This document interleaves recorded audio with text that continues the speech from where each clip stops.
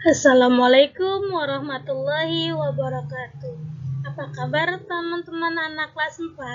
Semoga kalian selalu sehat, selalu bahagia, dan jangan lupa ya, selalu tetapkan protokol kesehatan. Nah, pada hari ini kita akan belajar tentang tempat wisata sejarah di Jakarta. Nah, mungkin teman-teman sudah pernah mengunjungi tempat-tempat wisata yang ada di Jakarta. Nah, apa itu objek wisata? Nah, objek wisata itu adalah tempat atau keadaan alam yang dibangun dan dikembangkan untuk menarik wisatawan. Jadi, objek wisata itu tempat atau keadaan alam yang dibangun untuk menarik wisatawan. Nah, dia ada 5 jenis tempat wisata, diantaranya yaitu yang pertama, ada wisata bahari. Yang kedua, wisata flora dan fauna, yaitu wisata hewan dan tumbuhan ya teman-teman ya. Lalu yang ketiga adalah wisata sejarah, di mana wisata sejarah ini kita sambil berwisata dapat melihat dan mempelajari sejarah. Yang keempat adalah wisata religius, yaitu wisata yang sekaligus mengenang atau mempelajari tentang sejarah keagamaan. Lalu yang kelima adalah wisata budaya, yaitu wisata yang mempelajari tentang kebudayaan-kebudayaan yang ada di Indonesia. Oh ya, tadi lupa menyebutkan bahwa wisata bahari itu adalah wisata kelautan. Jadi mempelajari tentang peninggalan-peninggalan dari laut di Indonesia. Itu wisata bahari. Nah, tempat wisata sejarah di Indonesia itu terbagi menjadi dua, yaitu yang pertama museum dan yang kedua adalah monumen. Apa perbedaannya? Nah, museum itu adalah gedung yang dibangun sebagai tempat untuk menyimpan benda-benda sejarah, seni, atau ilmu pengetahuan. Nah, museum sejarah di Jakarta itu banyak sekali. Nah, yang akan kita bahas di sini adalah hanya sebagian ya teman-teman, yaitu Museum Fathahillah, Museum Nasional atau biasa kita sebut dengan Museum Gajah, dan Museum Satria Mandala. Mungkin teman-teman sudah pernah mengunjungi salah satu atau mungkin ketiga-tiganya dari gedung museum yang Ibu sebutkan tadi ya. Nah, ini Museum Fathahillah ini disebut juga Museum Sejarah Nasional. Terletak di Jalan Taman Fathahillah nomor 1 Jakarta Barat. Biasanya kita sebutnya wilayah kota tua, ya. Nah, di museum ini terdiri dari bangunan utama. Yang kedua, ada bangunan sayap di bagian kiri dan barat. Lalu yang ketiga, ada bangunan samping yang digunakan sebagai kantor, ruang pengadilan, dan ruang bawah tanah yang dulunya merupakan penjara. Nah, kita anak PKBM itu sudah pernah ya melakukan outing class ke Museum Fathahillah. Nah, lanjut lagi yang kedua yaitu Museum Nasional atau Museum Gajah. Nah, Museum Nasional ini bisa disebut dengan Museum Gajah karena di depannya itu terdapat patung gajah ya, yang merupakan museum arkeologi, sejarah, budaya, dan geografi. Nah, museum ini terletak di Jalan Medan Merdeka Barat nomor 12 Jakarta Pusat. Nah, pada tahun 1868, museum ini menjadi museum di bawah pemerintah Belanda.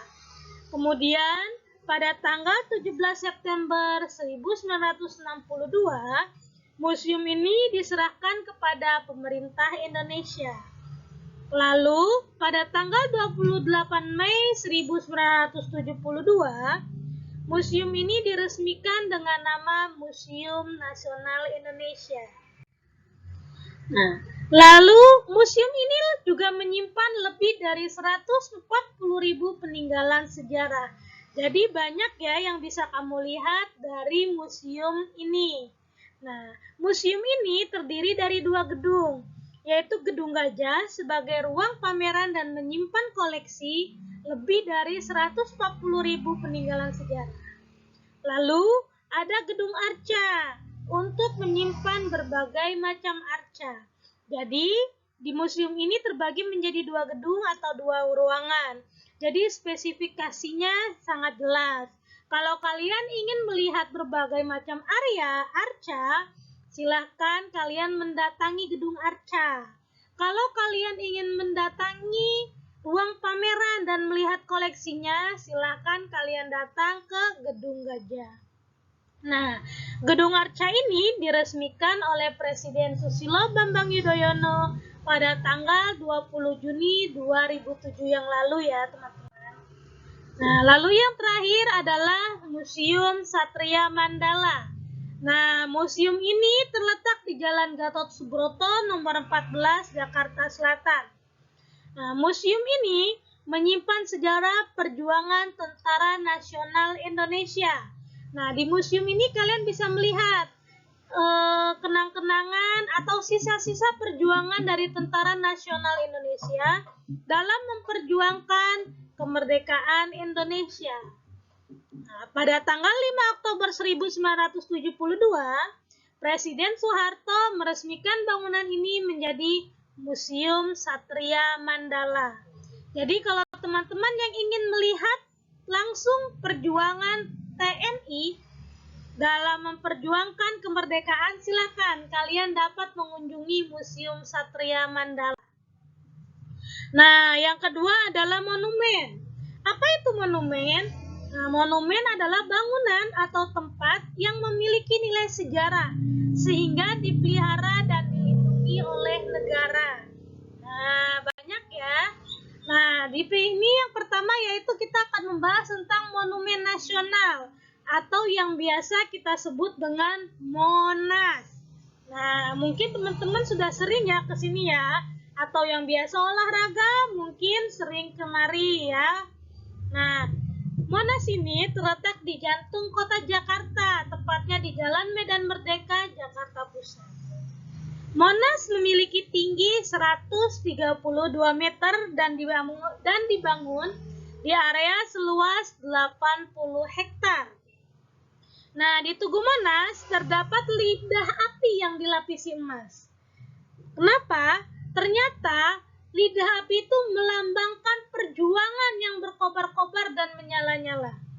Jadi, melambangkan semangat perjuangan yang berkobar dan menyala-nyala. Jadi, sebagai bangsa Indonesia, kita harus mempunyai semangat perjuangan yang berkobar. Ya. Nah, Monumen Nasional ini dibangun pada tanggal 17 Agustus 1961 di bawah pemerintahan Presiden Soekarno. Diarsiteki oleh Frederick Silaban dan R.M. Sudarsono dan selesai dibangun dan diresmikan pada tanggal 12 Juli 1975 oleh Presiden Soeharto. Nah, ini adalah sekelumit sejarah singkat tentang Monumen Nasional. Jadi jangan sampai kalian sering ke Monas tapi tidak tahu sejarahnya Monas. Ya teman-teman ya. Jadi kita harus tahu sejarahnya seperti apa. Nah, yang kedua yaitu adalah Museum Tugu Proklamasi. Nah, museum ini dibangun sebagai peringatan proklamasi kemerdekaan Indonesia yang terletak di Kompleks Tugu Proklamasi di Jalan Proklamasi, Jakarta Pusat. Nah, di Tugu ini karena memperingati proklamasi kemerdekaan RI, jadi yang dibangun terdapat patung Presiden Soekarno dan Dr. Andes Muhammad Hatta. Nah, kalau belum pernah kemari, silakan kalian kunjungi dikunjungi Monumen Tugu Proklamasi. Maaf, ini salah ya, bukan museum tapi Monumen Tugu Proklamasi. Nah, tugas kalian hari ini adalah silakan kalian tuliskan sejarah tentang Monumen Tugu Proklamasi. Nah, silakan kalian ketik, silakan kalian cari dari berbagai sumber. Jadi bisa memperkaya pengetahuan kalian tentang tempat sejarah wisata di Jakarta. Silahkan, itu aja tugasnya dari Ibu hari ini. Apabila ada yang belum kalian pahami atau ingin ditanyakan, silahkan hubungi Ibu. Wassalamualaikum warahmatullahi wabarakatuh.